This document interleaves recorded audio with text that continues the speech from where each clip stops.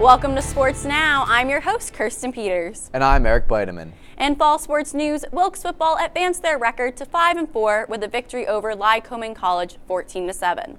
Since Wilkes only has one game left this season, the Colonels are now guaranteed at least a 500 record for the first time since their 2012 team finished at 5-5. Although they won, the game was not sound to begin with, as the poor weather conditions and 2 interceptions thrown by junior quarterback Jose Tabora got the Colonels off to a rough start. Wilkes finally got their act together and had 4 plays of 10 or more yards on the drive, finishing off the eventful gameplay with the Tabora-Sieber touchdown, as senior wide receiver Jeff Sieber caught a 19-yard pass in the end zone, getting Wilkes on the board first. However, Tabora threw his 3rd interception of the half, and Lycoming was able to capitalize on this costly error and tie the game at 7. In the third quarter, the Warriors attempted a 45-yard field goal. However, a block by junior defensive lineman Dane Tarantelli kept the score even and reasserted the Colonels' defensive presence. After 13 plays and 72 yards that moved the Colonels down the field, Tabora found sophomore wide receiver Nick Yannick, who sustained a crushing hit for a 17-yard touchdown, which proved to be monumental for the Colonels' gameplay as they took the 14-7 lead and never gave it up. Reflecting on the game, Tarantelli said, "I think the weather posed a good challenge to both offenses. It was a great defensive game, and we were the team who went out there and played hard-nosed football for a full 60 minutes. The team this year is playing for each other, and you can see that win by win." Wilkes football has a bye week and will play the Mayor's Cup against crosstown rival Kings College on November 10th. Both men's and women's hockey kicked off their inaugural seasons this weekend. As for men's hockey, they made their debut on the ice, falling 6-4 to SUNY Canton. Freshman forward Donald Flynn scored Wilkes' historic first goal, and sophomore Tyson Arujo wasn't long behind, as his goal gave the Colonels an early 2-0 lead. However, once SUNY Canton started scoring, they didn't stop, first tying the game at 2 and then taking the lead and never relinquishing it. Freshmen Chris Dalfara and Jay Gallagher tacked on the Colonels' 2 additional goals for the night. In their second contest of the season, the men's ice hockey team earned their historic first win over SUNY Canton 7-5. Wade Novak and Tyler Barrow both scored 2 goals, while Donald Flynn, Nick Fia, and Taylor Bomarito each added 1 for the eventful win.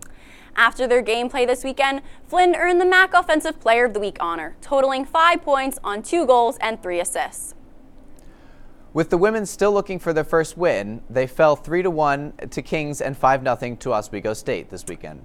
Wilkes' first and only goal for the weekend was scored by freshman forward Kendall Castro. The women returned to the ice on both Friday and Saturday at the Toyota Sports Complex against Nazareth, whereas the men will travel to Elmira for their first UCHC matchup. In other sports news, the women's volleyball team tied the school record for single-season wins with their 18th of the season, as they split a pair of matches Saturday on Senior Day. Marywood University defeated the Colonels 3-0 before Wilkes was victorious against Rutgers Camden 3-1.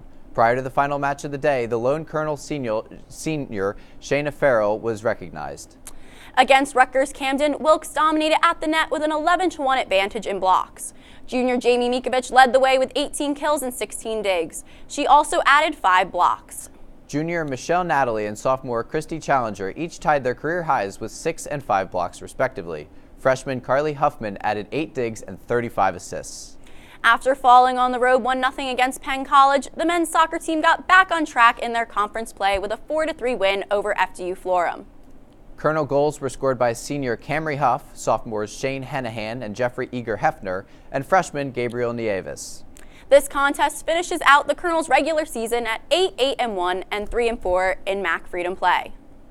On the women's side of things, Wilkes was unable to erase an early deficit, losing 2-1 to FDU Florham. Senior Nicolette Talon scored the Colonels' lone goal for the day in the 82nd minute of play. This was the Colonels' last regular season match before the MAC Freedom playoffs begin on Wednesday. Field hockey begins their MAC Freedom play in the semifinals Wednesday night as well, after finishing out the regular season 4-3 in the conference and 8-9 overall. In their game against Misericordia, freshman Lauren Shiplett scored in the 8th minute of play to tie the score at 1. However, Misericordia scored 3 unanswered goals to defeat Wilkes 4-1.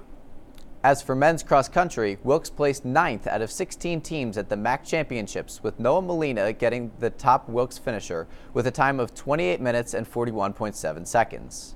On the women's side, Wilkes placed 11th out of 14 teams at the MAC Championships. with Autumn Padron in the top spot for Wilkes with a time of 27 minutes and 15 seconds. As for the Beacon Athletes of the Weeks, it's senior tennis player Courtney Murphy on the men's side, who was named Mac Freedom Tennis Player of the Week after his 4th straight #1 singles title and 3rd straight #1 doubles title. On the women's side, it's junior field hockey player Haley Gajowski, who was selected to play in the Victory Sports Tours /NFHCA Division III senior game. Be sure to grab a copy of the Beacon around campus. That's all we have today for Sports Now. I'm Kirsten Peters. And I'm Eric Beideman. We'll be right back after we toss it to this public service announcement.